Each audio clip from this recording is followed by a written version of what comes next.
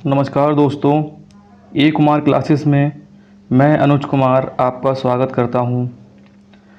पिछले वीडियो में आपने देखा था हिंदी हिंदी और अन्य भारतीय भाषाएं, इसके संबंध में आपने पढ़ा था, भाषा टॉपिक पढ़ा था, ये सब आपने पढ़ लिया था। भारतीय आर्य भाषा को 3 कालों में बांटा गया है। ये काल आपने पढ़ लिए थे, प्राचीन भारतीय आर्य भाषा, मध्यकालीन भारतीय आर्य भाषा, आधुनिक भारतीय आर्य भाषा पढ़ ली थी। प्राचीन में भी वैदिक संस्कृत, लौकिक संस्कृत, मध्यकालीन में भी आपने पढ़ा था पाली, प्राकृत, अपभ्रंश। आधुनिक में भी आपने हिंदी के बारे में पढ़ा था, प्राचीन, मध्यकालीन, आधुनिक हिंदी और वह अन्य भाषाएं। अब उसी क्रम में आगे बढ़ते हुए हम ये हिंदी के विकास के क्रम को पढ़ेंगे। हिंदी का विकास क्रम, इसको हम थोड़ा समझेंगे। हिंदी का विकास क्रम कैसे हुआ है। हिंदी की शुरुआत सबसे पहले संस्कृत भाषा थी। शुरुआत में संस्कृत भाषा बोली जाती थी, उसमें संस्कृत भाषा ये है। ये जो संस्कृत भाषा है उसके बाद पाली, प्राकृत, अपभ्रंश और अवहट्ट बोली जाती थी। ये मध्यकालीन में आ जाती है और उसके बाद प्राचीन या प्रारंभिक हिंदी, इसकी शुरुआत हुई। अब इसको थोड़ा समझ लेते हैं। इसे हम देखते हैं कि ये संस्कृत जो है ये प्राचीन, इसको ऊपर देखते हैं। संस्कृत जो है प्राचीन भारतीय आर्य भाषा में है। संस्कृत वैदिक संस्कृत, लौकिक संस्कृत 2 रूपों में थी, तो ऐसी इसमें है। संस्कृत जो है 2 रूपों में होगी, इसको शॉर्ट में लिख दिया है संस्कृत। संस्कृति थी कॉमन, थोड़ा सा परिवर्तन होता था। पहले संस्कृत 2 थी, वैदिक संस्कृत और लौकिक संस्कृत, तो इसलिए संस्कृत हो गई थी ये। उसके बाद ये प्राचीन भारतीय आर्य भाषा में आती थी संस्कृत। अब आ जाओ मध्यकालीन भारतीय आर्य भाषा में, ये थी पाली, प्राकृत, अपभ्रंश, अवहट्ट, ये 3 आई थी। उसके बाद प्राचीन हिंदी या प्रारंभिक हिंदी आई थी। इस क्रम को आप समझ गए होंगे। सबसे पहले संस्कृत, उसके बाद पाली, फिर प्राकृत, अपभ्रंश, अवहट्ट, अवहट्ट के बाद प्रारंभिक या प्राचीन हिंदी।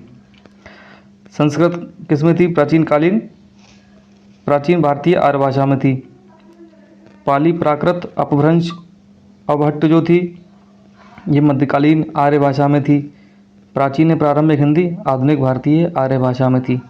ये जो अवहट्ट का है थोड़ा समझ लेते हैं इसको भी। अवहट्ट का जो काल था आपका, ये 1000 से 1100 ईस्वी तक का काल जो था, अवहट्ट का काल है। जब अपभ्रंश में थोड़ा सा परिवर्तन किया, प्राकृत में अपभ्रंश हुआ। अपभ्रंश का मतलब तोड़ मरोड़ के परिवर्तन करके भाषा को थोड़े समय बाद परिवर्तन होता है। भाषा में बोलते रहते हैं लोग, बोलते रहते हैं, कुछ सालों के बाद, 100 सालों के बाद, 50, 150, 200 सालों के बाद उसमें परिवर्तन हो जाता है थोड़ा बहुत भाषा में, बोलचाल में, तो उसे अपभ्रंश बोलते हैं। तोड़ मरोड़ के लोग बोलने लगते हैं। तो प्राकृत थी, प्राकृत से अपभ्रंश में परिवर्तन हुआ, अपभ्रंश का भी अपभ्रंश हो गया, अवहट्ट बन गई। यही वो काल है 1000 से 1100 ईस्वी पूर्व, 1100 ईस्वी का। उसके बाद प्राचीन हिंदी, प्रारंभिक हिंदी सामने आई। अब इसको हम समझते हैं। हिंदी की आदि जननी संस्कृत है। हिंदी की आदि जननी कौन सी भाषा है? संस्कृत। ये हिंदी है, आदि जननी क्या है? संस्कृत। यहाँ से शुरुआत हो रही है इसकी, तो आदि जननी कौन होगी? संस्कृत होगी। हिंदी की आदि जननी संस्कृत होगी। अब इसको हम देखते हैं।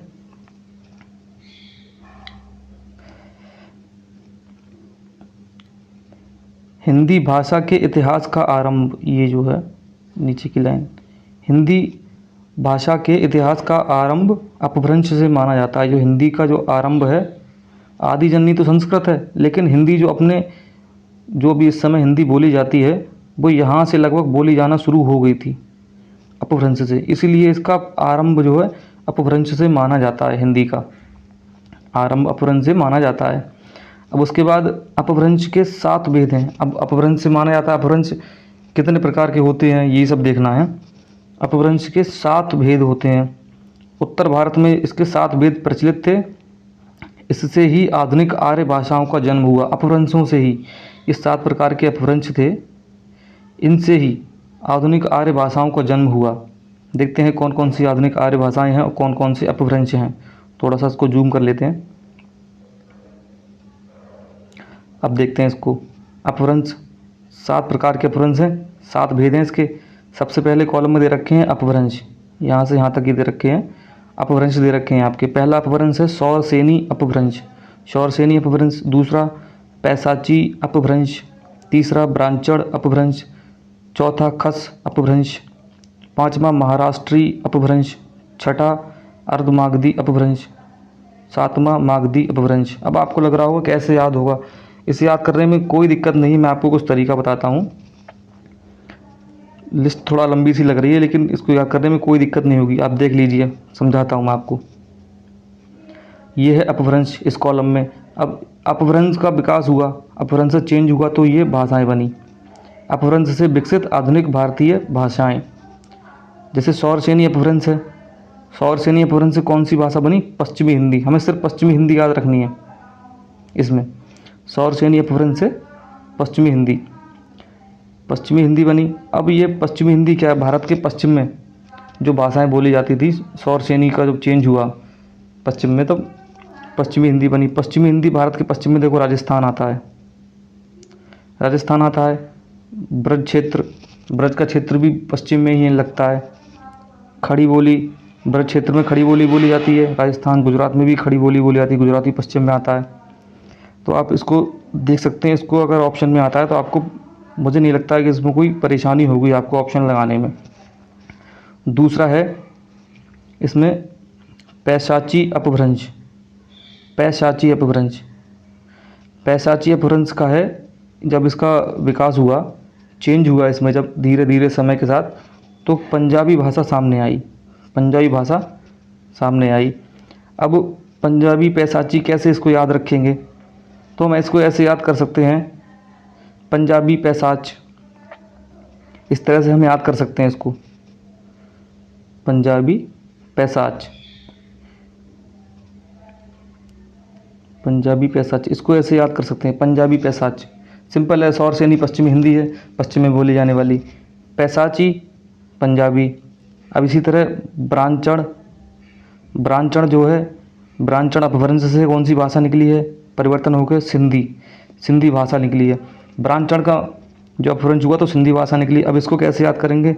ये इससे है इससे हम सिंधी से मान लेते सिंध बैंक, और ब्रांचड़ सिंध बैंक की ब्रांच। तो ब्रांच कौन सी? ब्रांचड़ अपभ्रंश से सिंध भाषा निकली।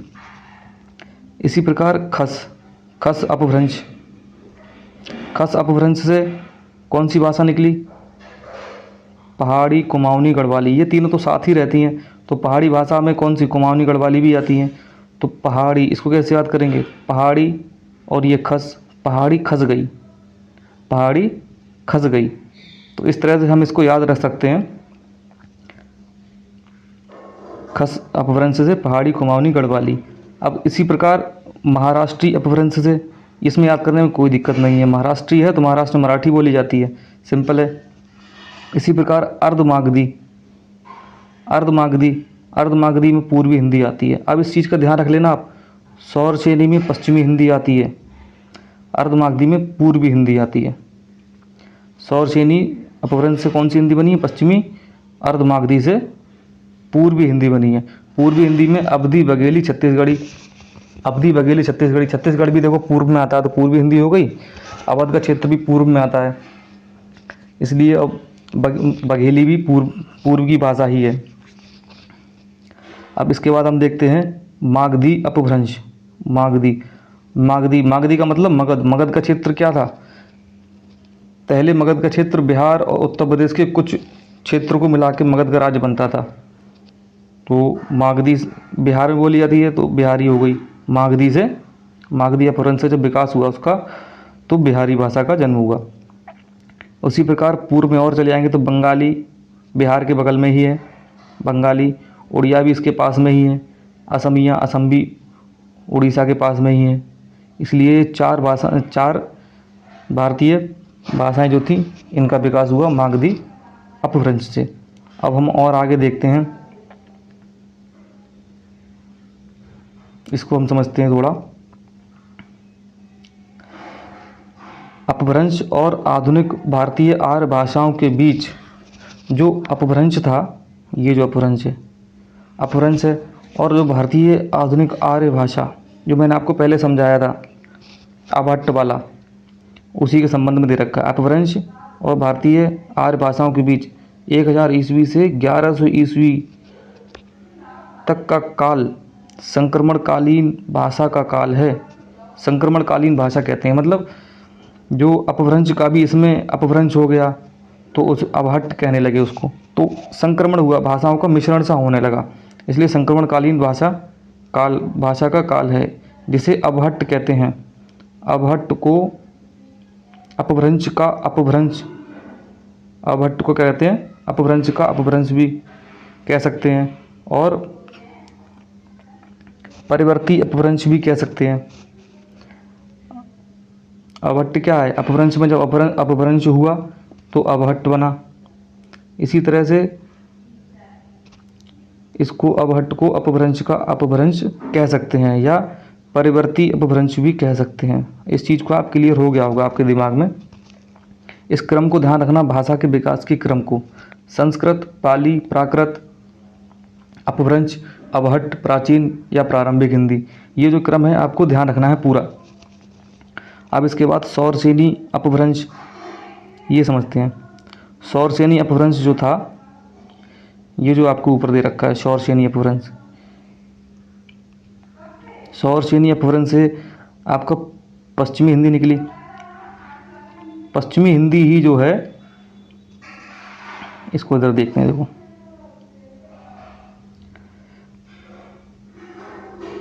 सौरसेनी अपभ्रंश पश्चिमी हिंदी से हिंदी की मूल उत्पत्ति मानी जाती है। हिंदी की जो मूल उत्पत्ति है सौरसेनी अपभ्रंश से ही है। हिंदी की मूल उत्पत्ति सौरसेनी अपभ्रंश से ही मानी जाती है।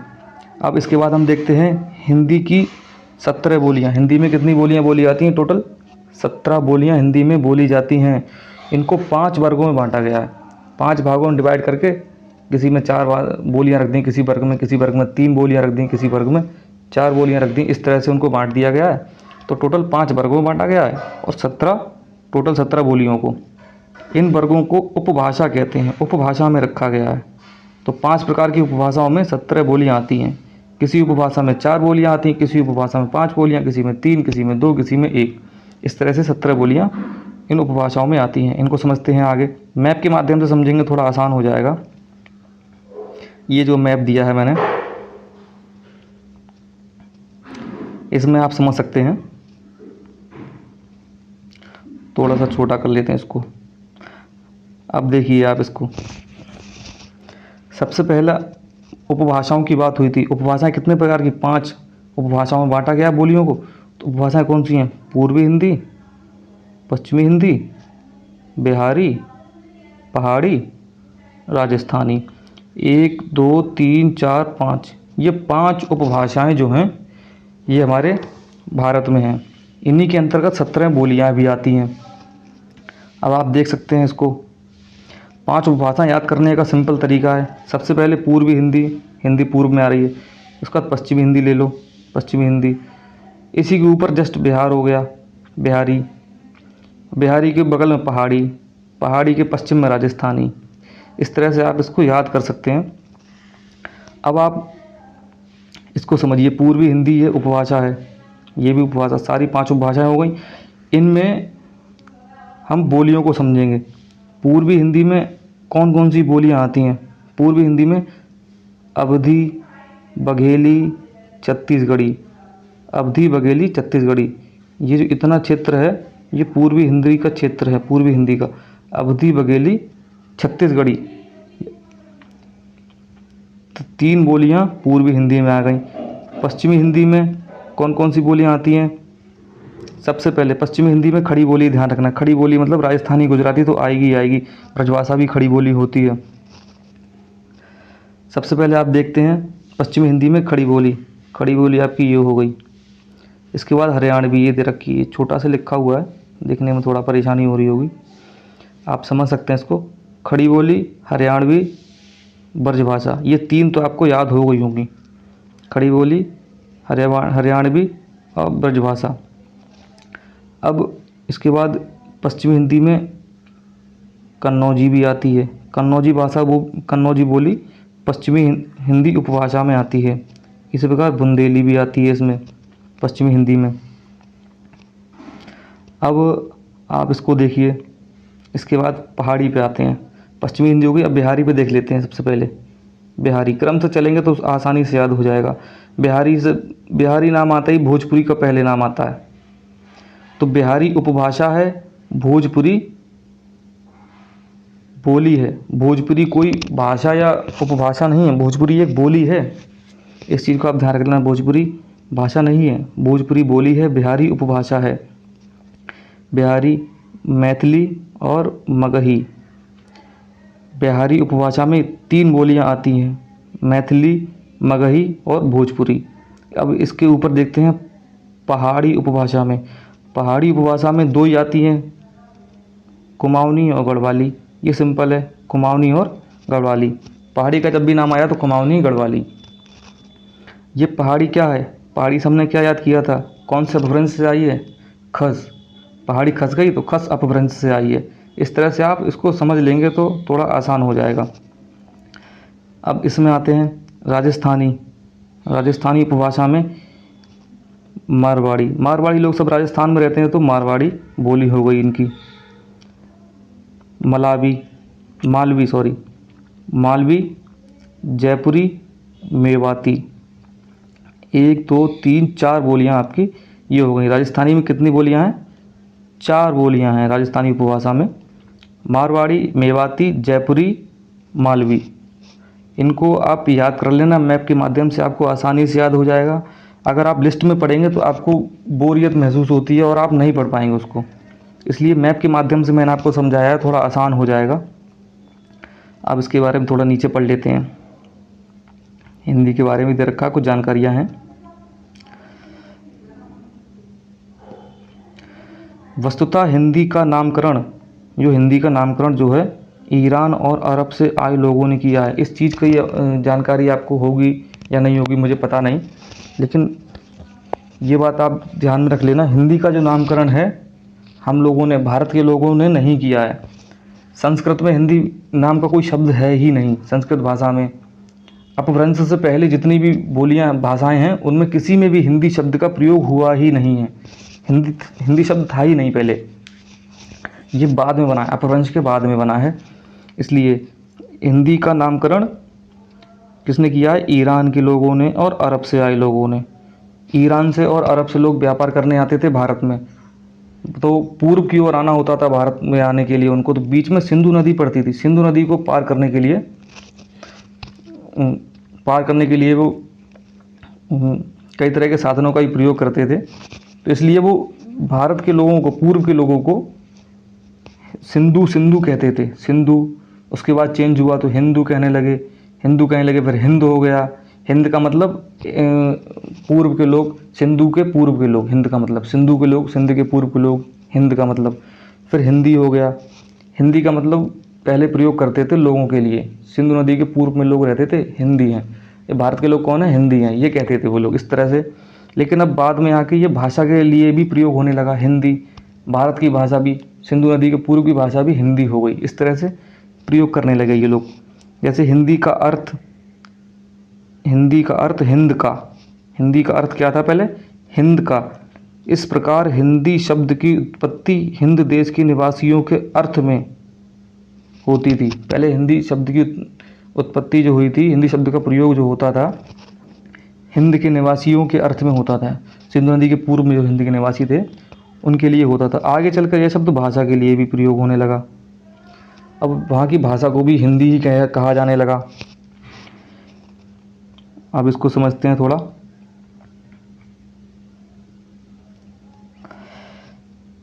हिंदी शब्द का विकास कई चरणों में हुआ। पहले सिंधु कहते थे, पूर्व सिंधु, फिर हिंदू, उसके बाद हिंदी। इस चीज़ को आप क्रम से समझ सकते हैं। कैसे चेंज हुआ है।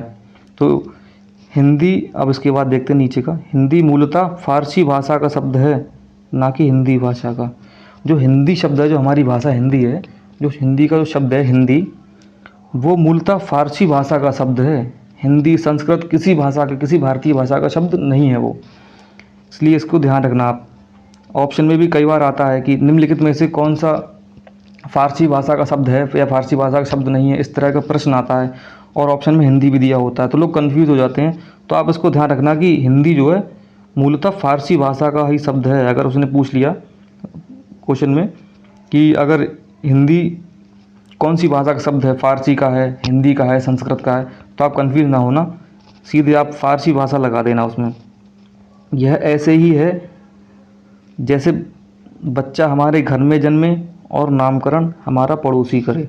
ये बिल्कुल वैसा ही है जैसे कि हिंदी का जन्म हमारे देश में हुआ है, लेकिन नामकरण किसने किया है? अरब के और बाहर के लोगों ने, अरब के और ईरान के लोगों ने नामकरण किया है। बिल्कुल वैसा ही है जैसे बच्चे का जन्म हमारे घर में होता है, पड़ोसी उसका नाम रख देता है। अब इसके नीचे देखते हैं, छोटे से क्षेत्र में बोली जाने वाली भाषा बोली कहलाती है। बोली के संबंध में आपको समझ में आ ही गया होगा। ये जो बोली है, देखो कितने छोटे क्षेत्र में बोली आ रही है। भोजपुरी छोटे क्षेत्र में बोली आ रही है, भोजपुरी ये है। भोजपुरी छोटे क्षेत्र में बोली आ रही है, मगही भी छोटे क्षेत्र में, छत्तीसगढ़ी भी छोटे क्षेत्र में बोली जा रही है, मारवाड़ी भी छोटे क्षेत्र में, बड़ा क्षेत्र नहीं है। तो छोटे क्षेत्र में बोले जाने वाली भाषा जो होती है वो बोली कहलाती है। अब इसको हम देखते हैं, बोली कहलाती है। बोली में साहित्य की रचना नहीं होती है, बोली में साहित्य की रचना नहीं होती है। कोई साहित्य नहीं लिखा जाता बोली में, क्योंकि परिवर्तन होता रहता है उनमें। समय के साथ धीरे धीरे लोग भाषा, शब्द बदल देते हैं, मात्रा बदल देते हैं, सेंटेंस पूरा बदल देते हैं, पूरा वाक्य। तो इस तरह से उसमें साहित्य की रचना करना मुश्किल हो जाता है, इसलिए साहित्य की रचना नहीं होती। छोटे क्षेत्र में बोली जाती है तो इसलिए। किसी बोली में साहित्य रचना होने लगे, यदि किसी बोली में जैसे साहित्य की रचना होने लगी, जैसे बोली मान लो साहित्य लिखने लगे लोग, रचना होने लगी, तो बोली ना रहकर उपभाषा बन जाती है। तो वह बोली नहीं रहेगी, उसको उपभाषा बोलेंगे अगर, और उसका क्षेत्र का विस्तार भी हो जाएगा। जब उसमें साहित्य की रचना होने लगेगी तो लोग साहित्य को पढ़ेंगे भी, सुनेंगे भी, उसका प्रयोग करेंगे, तो धीरे धीरे उसका विस्तार होगा। इस तरह से वह क्षेत्र भी बढ़ जाएगा, उसका एरिया, ज़्यादा एरिया में बोली जाने लगेगी, उसका प्रयोग होने लगेगा, तो वह बोली न रहकर उपभाषा बन जाएगी। तो आज के लिए इतना ही। आपका ये चैप्टर पूरा हो चुका है। अब आप देखेंगे, जैसे आपने पूरा पढ़ लिया है, ये हिंदी और भारतीय अन्य भारतीय भाषाएं, ये पूरा आपका कंप्लीट हो चुका है चैप्टर। इसको आप कॉपी में नोट डाउन कर लेना और इसको ध्यान से लिख लेना, बहुत महत्वपूर्ण है। मैं आपको ज़्यादा बड़ा नहीं पढ़ाऊँगा, जितना भी पढ़ाऊँगा काम का पढ़ाऊँगा, कुछ ज़्यादा एक्स्ट्रा नहीं लिखाऊंगा, ना कुछ एक्स्ट्रा बताऊंगा। मैं आपको जो काम की चीज़ें वही बताऊंगा, और बाकी मिलते हैं आपसे अगली वीडियो में नए चैप्टर के साथ। नमस्कार।